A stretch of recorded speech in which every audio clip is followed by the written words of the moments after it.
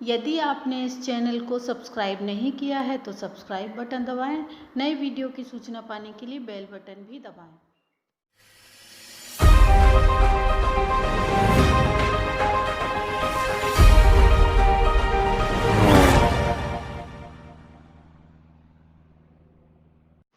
साथियों नमस्कार, DA media online YouTube channel में आपका हार्दिक स्वागत है।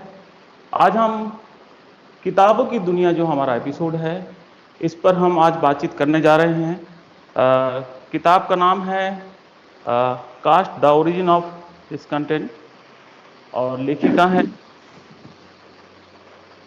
Isabelle Wilkinson. और हमारे साथ जो बातचीत करेंगे जाने माने लेखक हैं, चिंतक हैं बहुजन समाज के दिलीप मंडल साहब, जो कि प्रोफेसर हैं और काफ़ी वो सोशल मीडिया पर अपने विचारों को लेकर के वो चर्चित हैं और उनकी कई किताबें काफ़ी चर्चित हैं।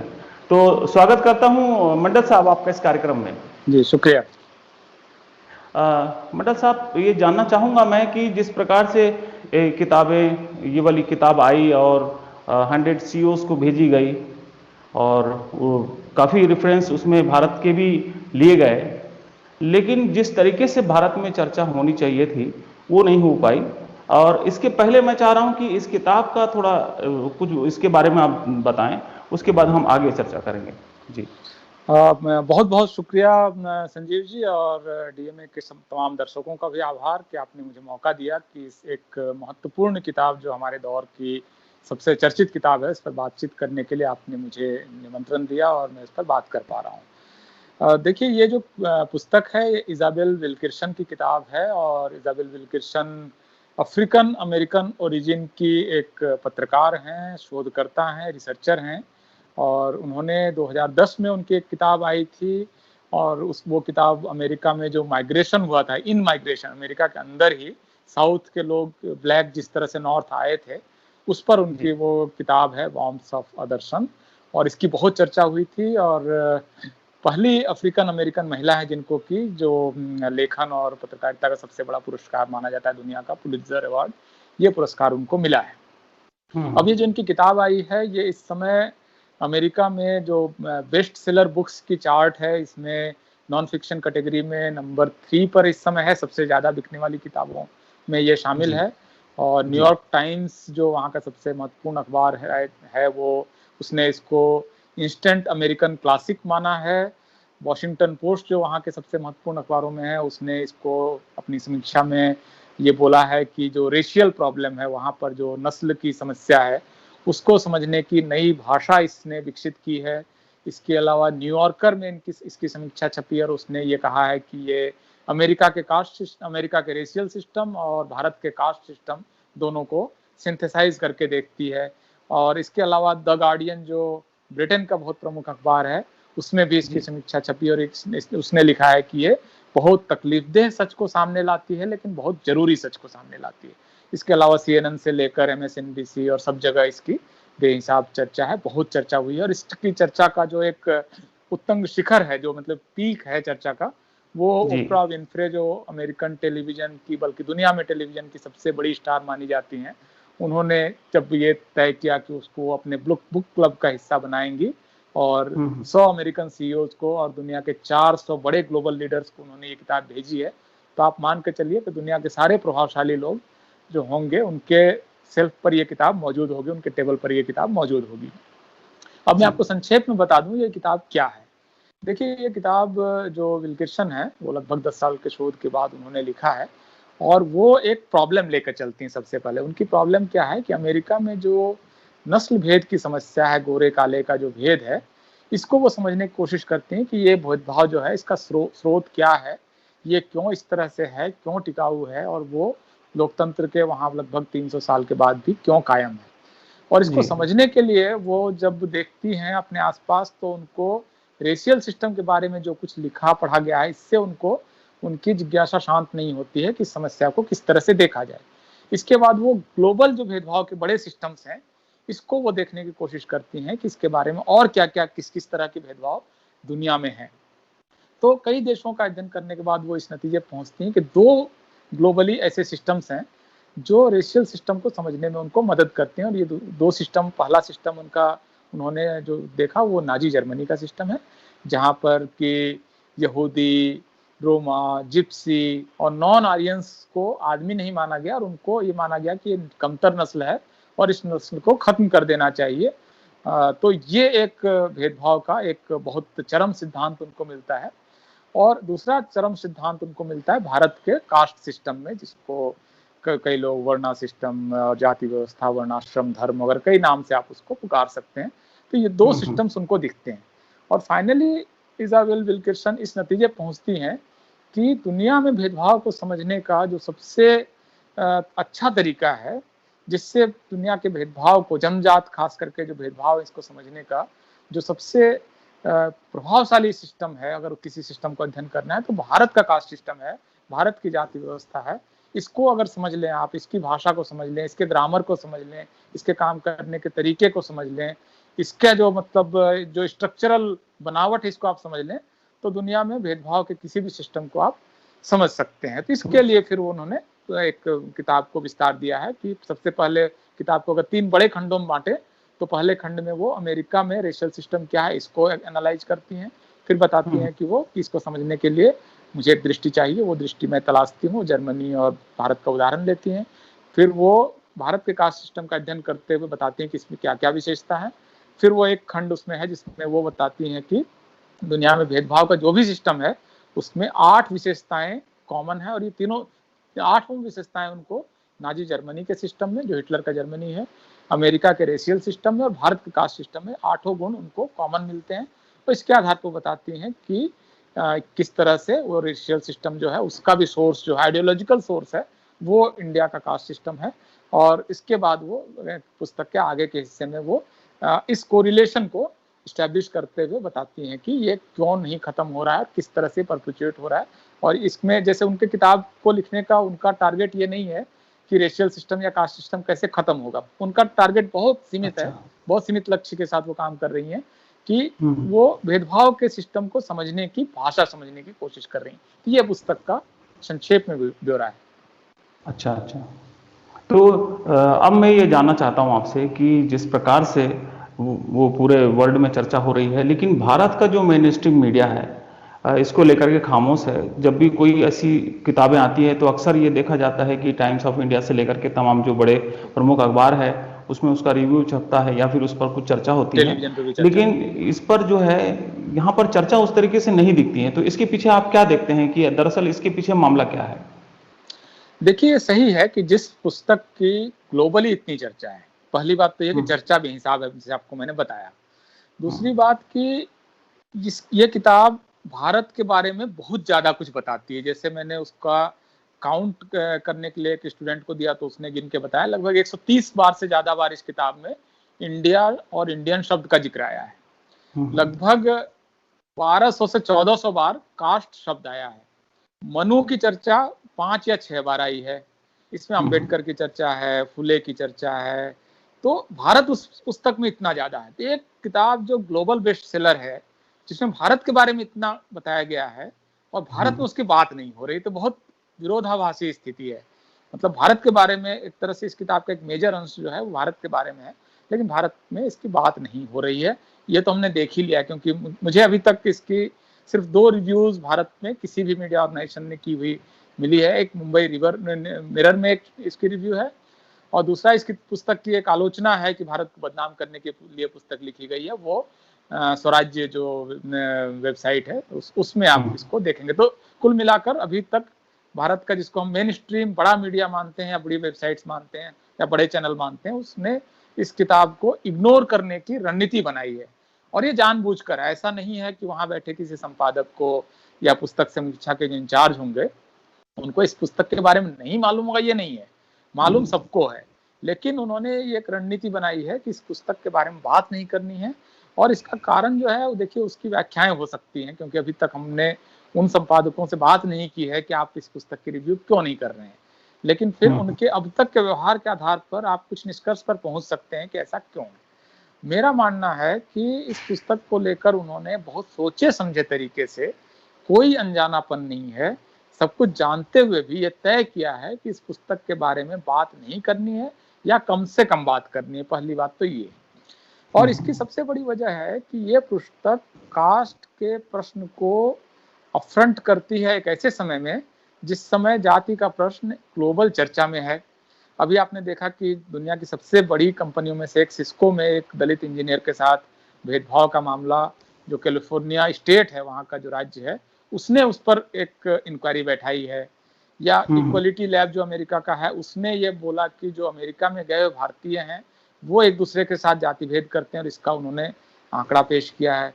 इसके अलावा ब्रिटेन में इस समय सघन कोशिश है कि ब्रिटेन में भेदभाव के जो अलग अलग पैरामीटर्स हैं उसमें कास्ट को इंक्लूड किया जाए।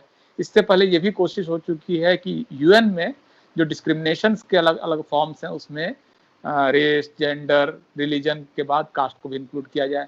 तो कास्ट के प्रश्न को जिस समय ग्लोबल चर्चा में लाया जा रहा है, उस समय इस किताब का आना ये साबित कर रहा है कि भारत की जाति व्यवस्था को एक बड़े भेदभाव मूलक समस्या के रूप में दुनिया देख रही है। तो भारत में ये कोशिश हो रही है कि उसको, मतलब स्ट्रेटजी ऑफ साइलेंसिंग जिसको बोलते हैं, कि आपको न देखकर मारना है। मतलब एक तो होता है कि आलोचना से मारना होता है, लेकिन आलोचना से मारने में खतरे ये हुए हैं कि उसकी ज्यादा चर्चा हो जाती है। कई बार फिल्मों के जैसे आलोचना या विवाद खड़ा किया जाता है ताकि फिल्म ज्यादा चले। तो ऐसी कोई भी आलोचना होगी तो हो सकता है इस किताब के बारे में जिज्ञासा बढ़ जाए, लोगों की जानने की इच्छा बढ़ जाए।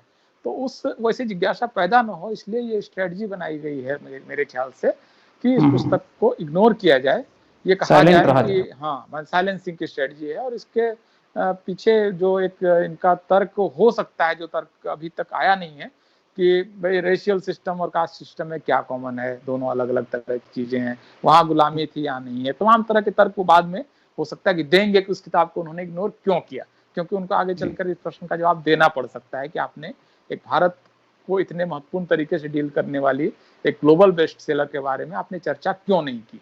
इसका जवाब शायद वो इस तरह से कुछ देने की कोशिश करेंगे कि वो किताब तो अमेरिका के बारे में है, और उनको भारत के बारे में क्या मालूम है, एक अमेरिकी महिला कुछ भी लिख देगी तो क्या चर्चा करेंगे। इस तरह के बहुत सारे वो स्ट्रेटजीज अपना सकते हैं बाद में।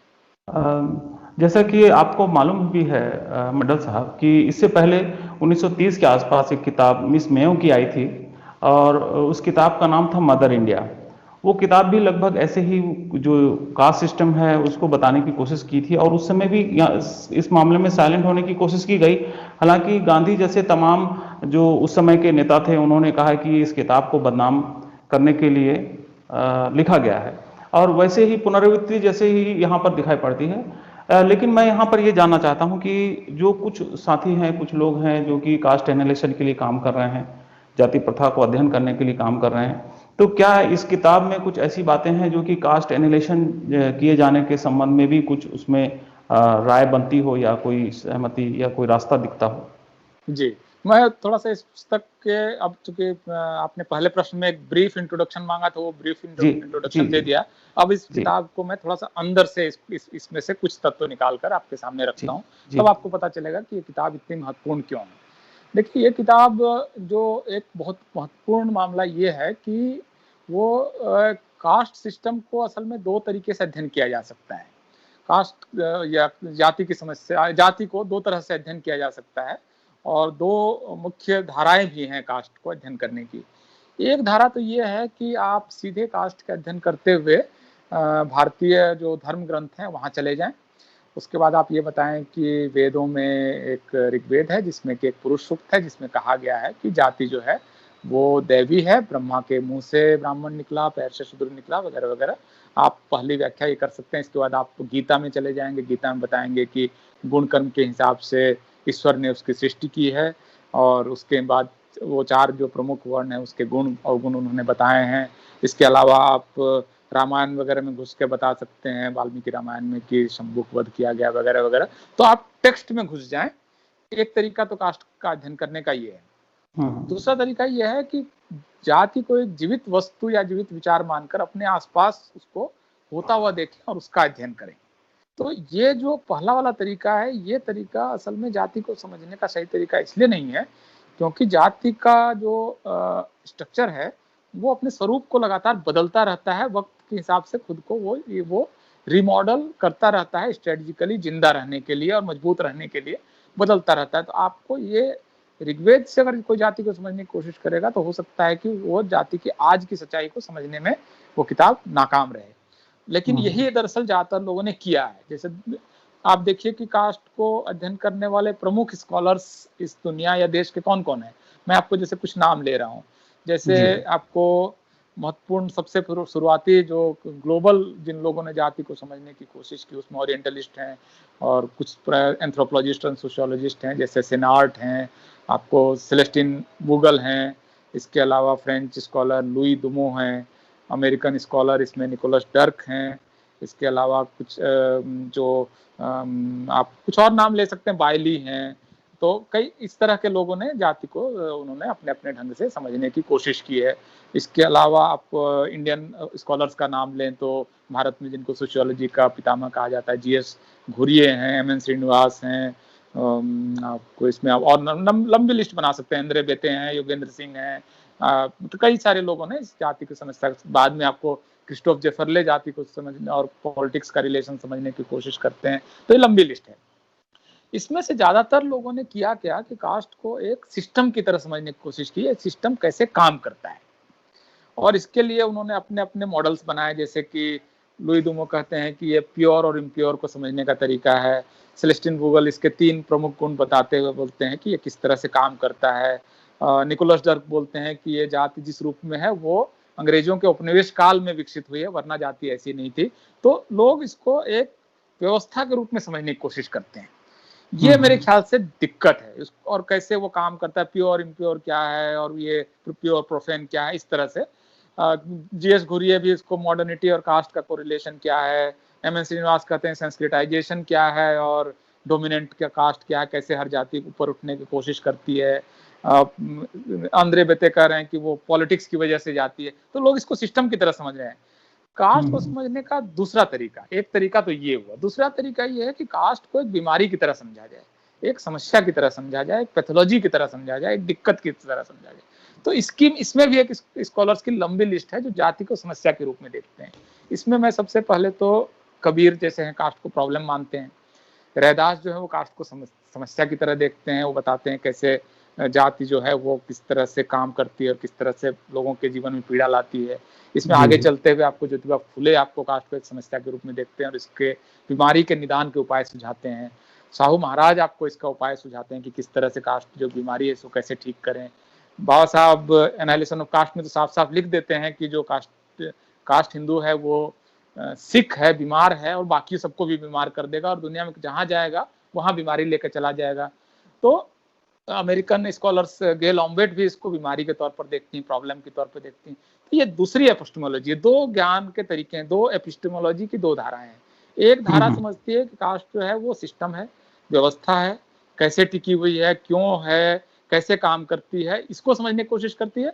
दूसरी धारा जो है उसको बीमारी, समस्या, पैथोलॉजी, डिजीज, सिकनेस की तरह समझती है।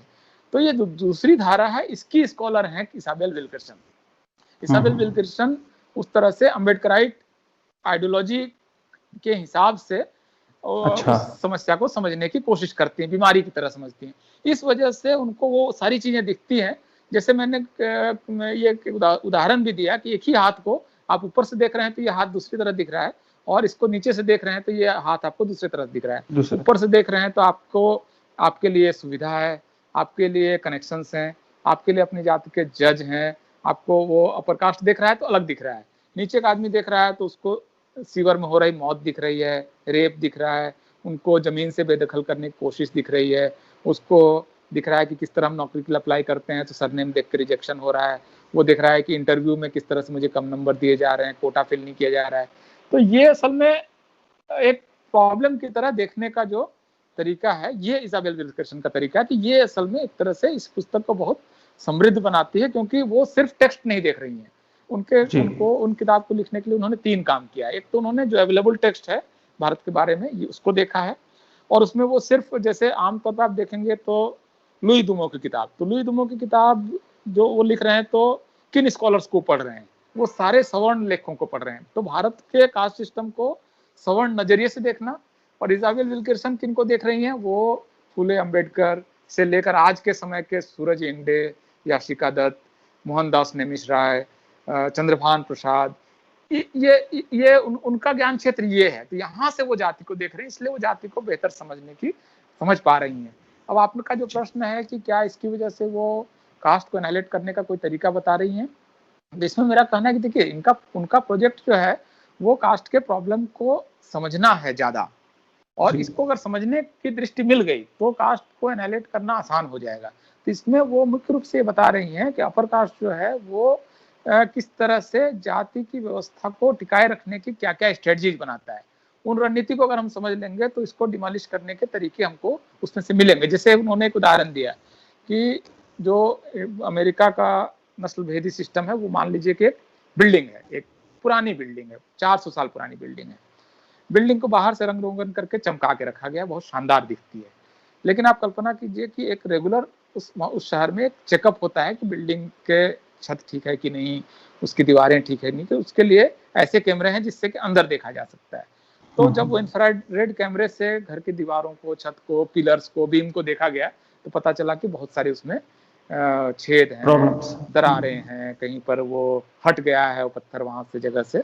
तो वो चेक करने वाला बताता है कि इस बिल्डिंग में प्रॉब्लम है और ये बिल्डिंग हमेशा आपको तकलीफ दे सकती है, कभी गिर भी सकती है, कभी कोई हिस्से में टूट फूट हो सकती है, किसी का सर टूट सकता है, 50 तरह की प्रॉब्लम हो सकती है। अब उसमें रहने वाला आदमी क्या कहता है?